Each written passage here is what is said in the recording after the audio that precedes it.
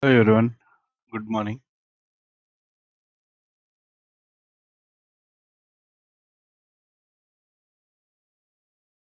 So today we are going to talk about SAP ERP product architecture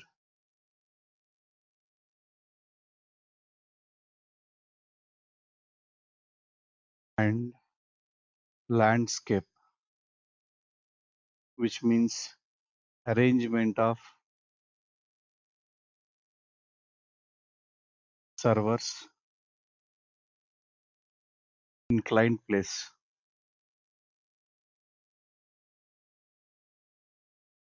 So which is very important topic. It is give you an overview how software which is used by our customers and how it is configured and day-to-day operations, everyday people, how they are going to perform. So these things we will discuss today. SAP ERP is a very popular product, as I said earlier, which deals business internal operations, which is a product. It contains many other submodules. This is a product which has SD, which deals sales and distribution related, all the process, HR, human resource product, FI, finance related products, and then CS, customer support, and then material related, and PP, production planning, PM, plant maintenance, WM, warehouse management. So like this, so many sub modules are there in this particular product, and each module representing a business operation inside a company. In Amazon, we have sales, service, delivery, which means shipping. Different departments are there. Each department has their own set of operations, and SAP, they have segregated these operations into individual module, and each module we have a functional consultant available. Whoever learns SAP SD, whoever learns SAP HR, those are called functional consultants.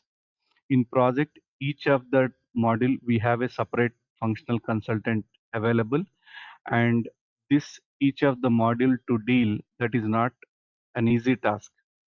The guy who is supporting sales operations, first he should have a relevant education background related to business, and also you should be worked on any firm as a end user couple of years, that is called domain experience.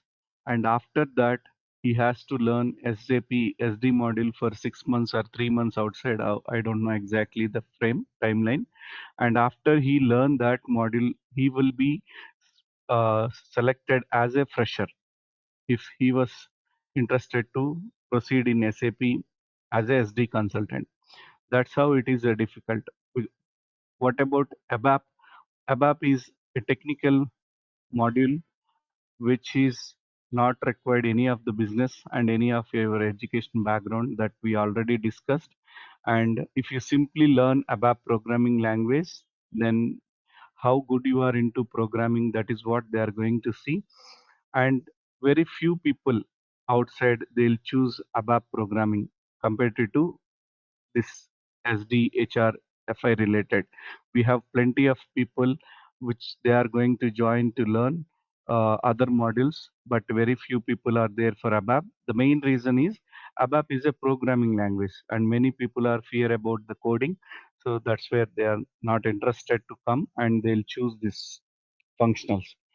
And anyhow, that is one way good, because you have more openings are available, and you will be getting an easy job when you learn a tough module. So yeah, so why we are here? Because we are going to talk about this architecture, right? Now each of the module which deals by a functional guy, and he was expertise in that area. And each of the module, as we discussed earlier, have some set of operations. Like if you look at SD, it starts from inquiry and then quotation and then sales order and then delivery, billing. These are all a general operations which we have in SD process, and each operations are performed by end users by using this software. Now, how this software is designed, what is the architecture, how these operations they'll perform, how the data, what they enter in the each of the operations which gets stored, those things, it will be easy if you understand the architecture. So here, when we are talking about the SAP ERP architecture, so there are multiple architectures are available, depends on the year of release by SAP product ERP. So this SAP ERP product, I don't know exact year, might be 2006 they have released.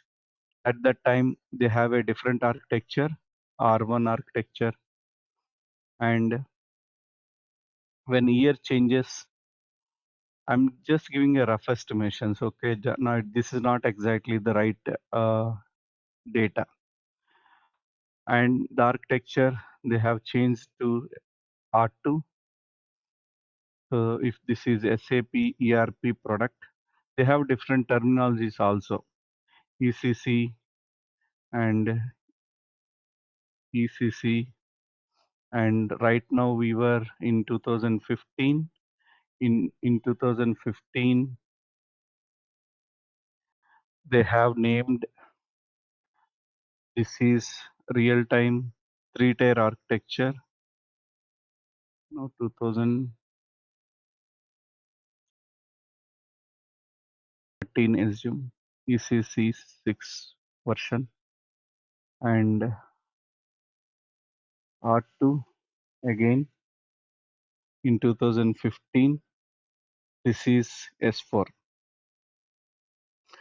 and every year they are upgraded their software and they come up with different architectures. So what is this architecture is how a end user perform business operations, how he will use, and what happened in the back end. That is what it is explained by this architecture. So if you look at a old one which is used earlier, that is ECC6, and now the new one which is S4. So what is the difference? Because most of the customers like Amazon right now they are in a phase, they are into SAP ECC 6.0 something, whatever they are using this. Now they wanted to move from here to SAP S4 HANA product. From here to there, they have to migrate. So to migrate, there are different approaches SAP they have provided. So the approach will be like SAP ECC runs in R3 architecture, wherever SAP S4 runs in R2 architecture. So what is R3 is when a customer using SAP ECC, so if they wanted to perform any business operation, let's say sales order, if they wanted to create a sale order, they have to use VS01 in presentation layer.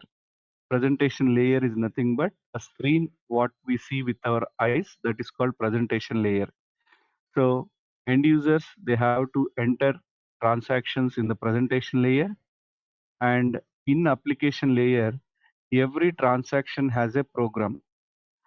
That program which is written with ABAP programming language, and this program it will collect all the data what user entered from the screen, and then finally it will go and store in the database layer. So this is called application layer, and final one we have database layer. So this is three-tier architecture how it is designed our ECC product.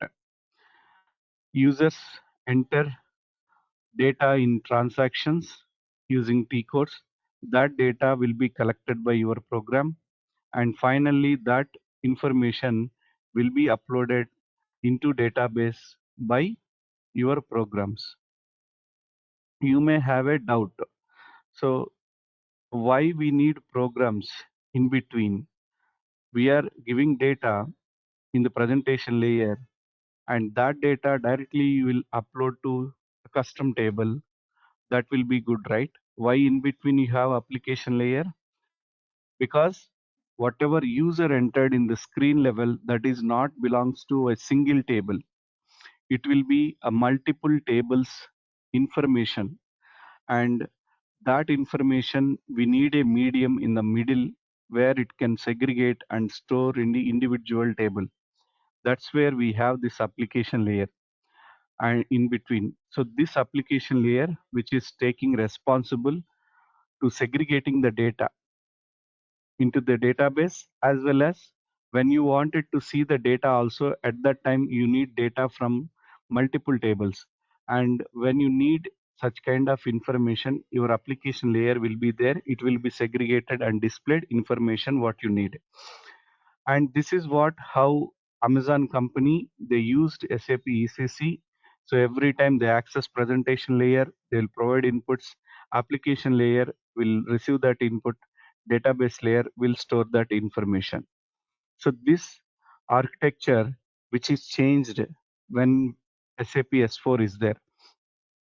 In SAP S4, you have only two layers: presentation layer and application layer. So this application layer itself, it is a database layer, because SAP S4 product uses HANA is the database. So HANA is a in-memory technology database. So there is a separate consultants available only to work on HANA database related. So HANA is a special database which is does not require any specific application, and which runs on the application area itself. Okay, so now you have your database at the application layer itself. Then you no need to store a separate data layer where you can store the data. So now what happened with this approach is operation which will be performed very fastly, which means when user entered data, your program which is at application layer, it will read the input, and tables which is also available in application layer, immediately that data will be stored in your tables. So the performance which is improved very much in SAP S4. Now companies SAP pushing them to migrate, leaving SAP ECC to SAP S4.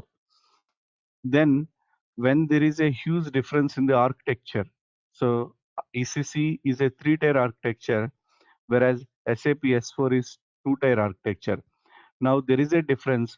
Then a first question comes into Amazon company is, how can I migrate from SAP ECC to SAP S4? If I migrate from SAP ECC to SAP S4, whatever I have used, developed so far, all these applications will work in SAP S4 or not? This is the first question what they have. If it will work or it won't work, then what to do? So how do I get to know that information? For that, SAP, they have given a beautiful tools where before migration, you can use that tool, and then that tool will give you whether your application will run in SAP S4 without any issues or with issues. If there are issues, then what to do, how much time it will require to address all your issues. There are tools are available, SAP provided. If any customer wanted to move, SAP will help them to analyze this migration process and help them how long it will take for you to migrate from SAP ECC to SAP S4. And they will be responsible for any issues during this upgrade process. They have a number of tools they have implemented. So now the thing is, anyhow, either our customer, because we are ABAP consultants, we are not bothered about whether they are in SAP ECC or SAP S4. Our point of view, they are using a software. When they face any issue, we have to support them. That is what our task. Now, when your task is this, then where you have to focus in the application layer, because here your programs which runs with ABAP programming language. Now, this architecture, if you look at carefully in both the architectures, one similarity is there, that is transaction where end users enter input. That is same. That is never going to change. Where they will enter input, that input will come to application layer. That is also no change. In application layer, you have a program, there is no change. But what is the difference? Database, where you are storing the data or where you are referring the data, that is changed. Earlier you have to get the data from the database layer, but now you no need to get it because the data already available in application layer. So that is what the change, where as a ABAPer you should learn uh, when we are talking about ECC to S4. And when we are talking about ECC, because first we should understand this. Now all the customers outside, there are 5 lakhs customers, I said, right, who are using SAP ECC. Now they are in the situation, they are going to ECC to S4. So when they are going to ECC to S4, as a ABAP consultant, you have to first understand the existing, and then you have to propose whether this existing will work in the S4 or not. If any modifications are there, you are supposed to do that modification. This is what majority of SAP ABAP consultant will do when a customer is going from ECC to S4. And now here, what we need to focus is when you are moving from here SAP ECC to SAP S4, as a ABAP consultant, what are all the changes, what we need to implement in a program.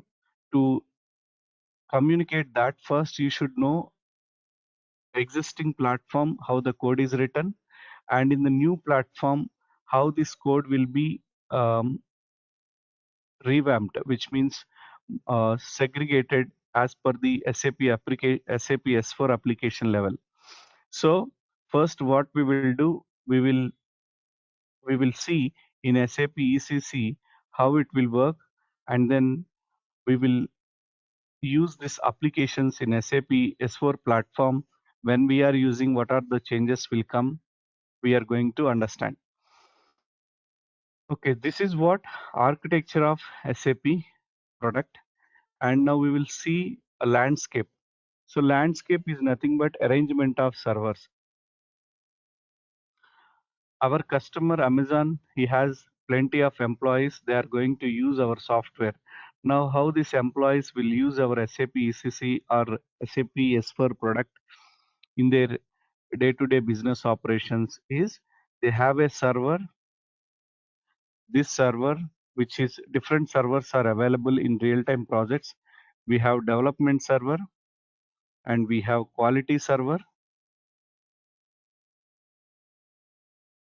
and we have production server. And who creates this servers is SAP basis persons.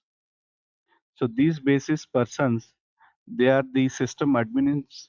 They'll create these servers. And if Amazon end user wanted to utilize the software, then for Amazon end user, they'll create a user ID and password.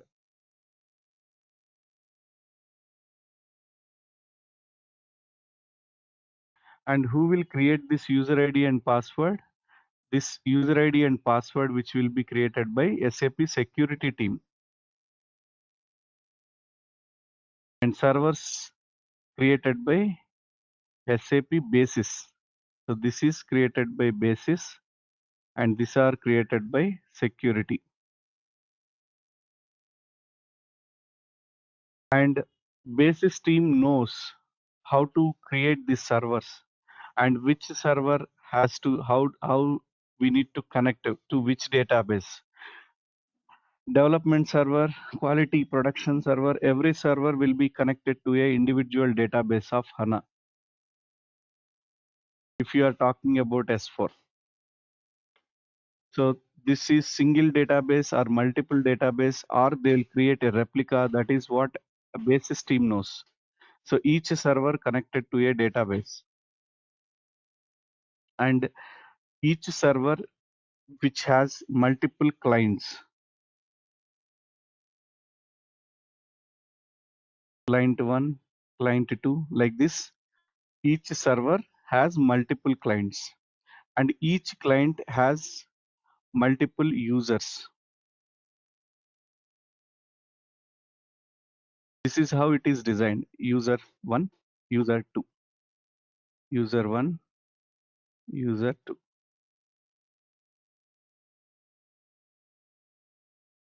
Let's say there is a user, he is Amazon end user, Amazon employee. Okay, he wanted to utilize the SAP ERP product, either ECC or S4. When he wanted to utilize this, he has to first connect it to server. If he is a end user, he will always connect it to production server. Production server where live business is going on. Amazon end user, every day he will connect it to production server, and then this server asks him to enter his user ID and password, which is connected to a client, and he has to enter this client with his user ID and password so that he will log in into the system, and he can use all the features of SAP ERP S4 product. Like this, multiple employees are there, so each employee will do the same. He will first connect it to server, and he will open the client, and in client he will enter his user ID and password. So all users connected to a client, and that client connected to one server. This is how a business end users they are using and logging into the system. Now development server, quality server. Who will connect it to development and quality? Development server where it will be connected to by ABAPers, functional consultants, whoever supporting SAP application. Those will be connected with development server. And each server, for every production quality, we have multiple clients. And why they create multiple clients? Because if you look at the development server where ABAPers they will connect, and ABAPer are functional, why they will connect to development server to do some developments.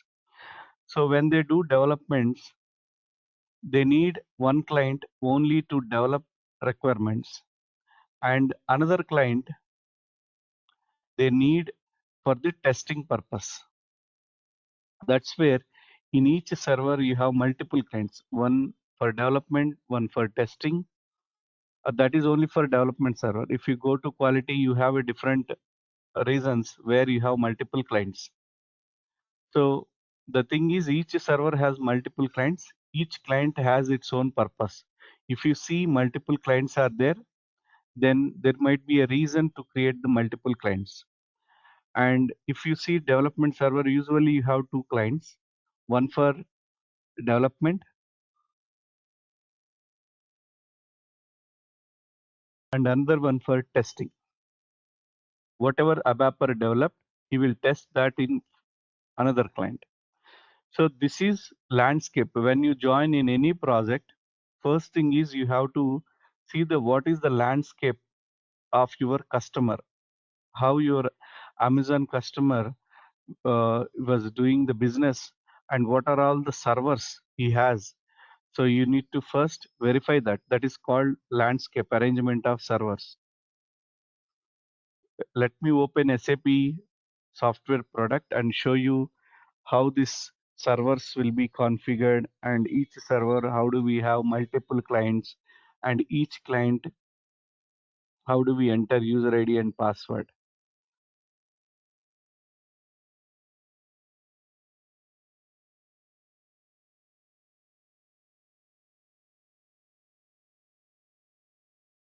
If you look at this, This is SAP software where you have a server. This server you just assume is a production server or a development server or quality, whatever it is. Usually you have multiple connections. This is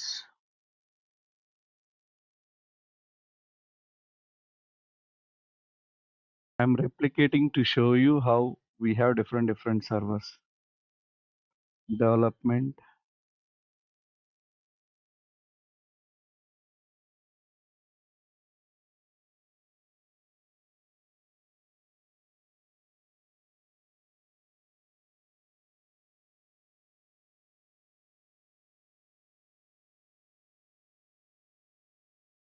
Hmm.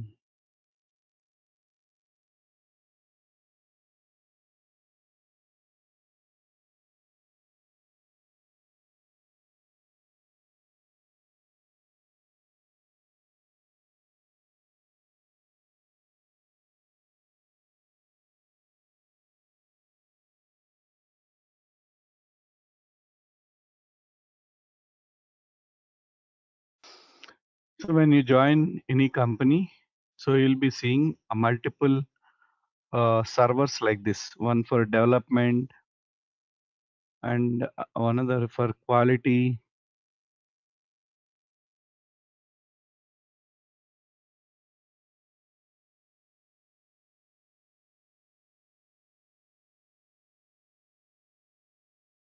And another one for production. Like this, you will be having three different servers. Let's say you are a ABAPer. You are going to connect to development server. And if you are end user, then end user will connect to production server. And if you are a tester, you are from business or you are from SAP testing, then you will be connected with quality. Each user will connect to individual servers. Now I am a developer. I used to develop something. So then I'll connect with development server. When I have connected with the development server, you can see a server which is calling a client. And each server has multiple clients. Here 400 is single client. And this client, as a ABAPer, I'll enter my user ID and password. And this is my development client, 400. I'll do only developments. I'll create table, I'll create program, whatever I want, I can design here. But after completion of our design, we need to test how that is working. So to test, we will again go to development server. And now we will change this number from 400 to 410 and I'll enter my user ID and password and I'll be connected with this 410. So 410, I'm just giving, since this is training server, they will not create multiple, but in real-time projects, you have another client for testing. So one for development, another one for testing. So in development, you will do the development. In testing, you will do the testing part. And all these clients are connected to single server only. And each client can access by multiple users. I have logged in with my user ID. If in Amazon company another user is there, then he will access the same server and he will enter his own credentials. Like this, one server, multiple clients, and each client has multiple users connected. In this way, the landscape they will design. And development, whatever you have done in the development client, now we are in 400. Let's say I have created a table. Now I wanted to move this table from my development system to quality system or production system. How can we move? There is a concept of transport release, and that is taken care by basis. And that transport release mechanism we will use to move our object from one system to another system, from development to quality, quality to production, how we will move. So we will move from one system to another system. Where is this? From one system to another system using a concept called transport. So that transport related knowledge, you will get it soon. So this is how users, they'll connect and then they'll do their work. If I'm a end user, I'll connect to production server. And in production server, if I wanted to place sales order, I'll create sales order using VA01. I'll enter this and I'll enter sales order type and for which customer I wanted to place an order. I'll enter the data. As a ABAPer, you should know, you are not able to understand this, but as an end user or a functional guy, they will know how to create this and they will enter products, what customer interested to buy, how many products he need, all the information he will enter here and they'll save it. And whatever user is accessing, this is called presentation layer. The screen which they see, this is called presentation layer. In presentation layer, they'll input the data and after they enter this information, finally they'll click save. When they click on save, what will happen? Data what they entered in the screen, this is actually belongs to multiple tables. Customer information from KNA1 table and product information from Mara table and sales, if you enter any sale order, that is from VBAK table and payment terms from one table and order reasons from different tables, sales information from different tables.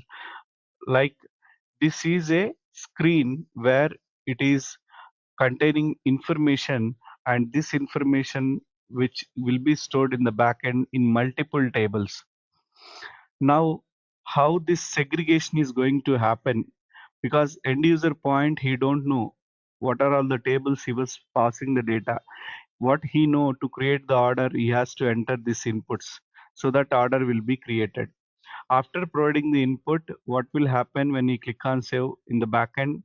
This application server will trigger, application layer will trigger, which written with ABAP programming language. And this program which read all the inputs from the screen and then it will move this information to database level.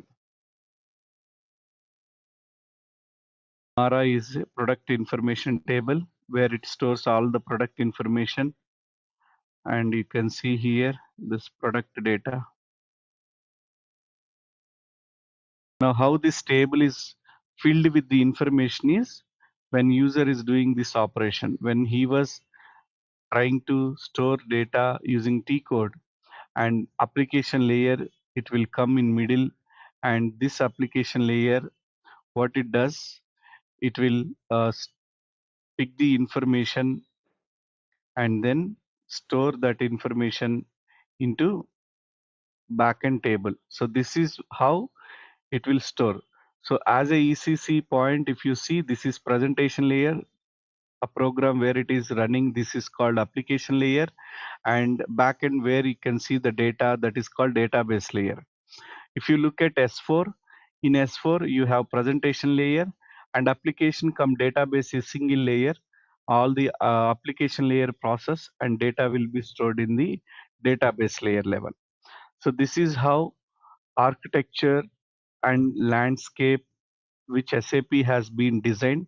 So multiple users in company level, they will connect at once to a server and they can use SAP features and they can place orders into database.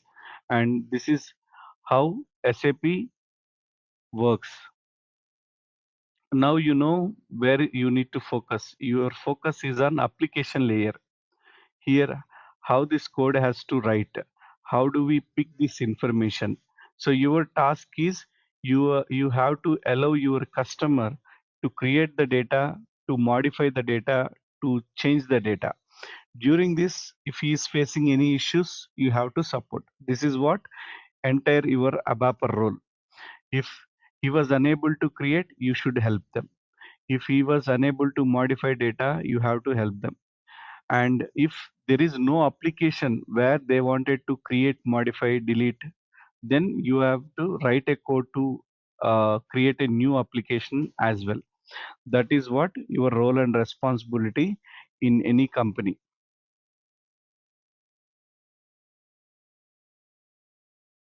Now, let me close this. And I wanted to close all the sessions, then shortcut key /NEX. When you use, every screen will be closed and you are coming out from the server. So hope everybody has your server installed and you received your credentials and you are supposed to enter your credentials and then log in into application. And once you are into application, just play around with the buttons. What is these buttons, what it contains, and what is the search and extended search, are the page options, are the options where we can do some font settings, theme settings, okay, and execute any of the standard SAP T codes and observe how these T codes will be accessed. And most important thing is tables. Go to SC11 transaction. SC11 is a transaction where we can access tables. Execute this and enter tables, which I said yesterday. These are the important transactions. These are the important tables, right?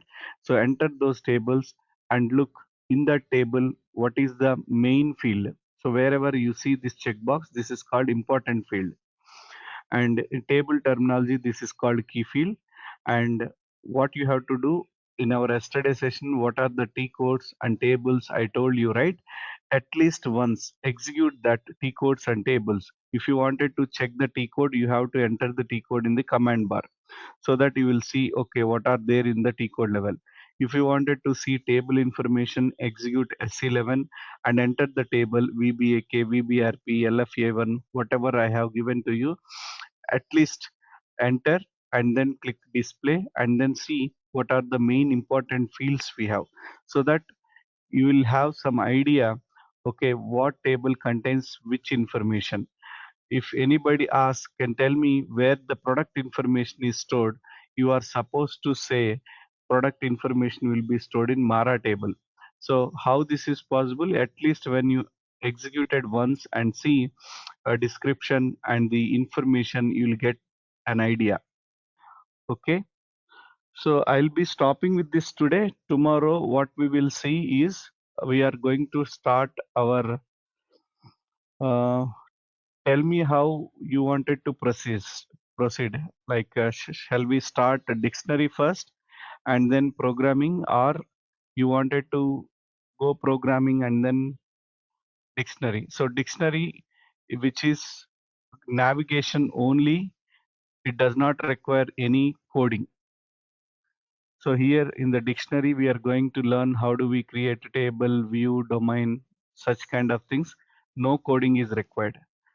And because as I said, this data dictionary and ABAP programming basics, which comes under our fundamentals programming starting learning. So if you want, first I'll go with programming and then we will come to DDIC topics. Otherwise, we will go DDIC and come back ABAP. If you don't have any option, I'll choose this programming first and then we will jump into DDIC topics.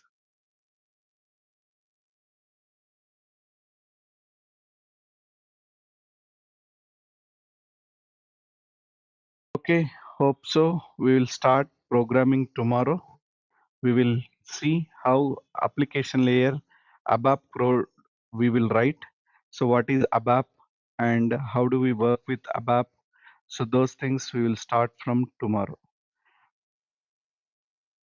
If no questions, we can wind up for today. Have a nice day. Bye.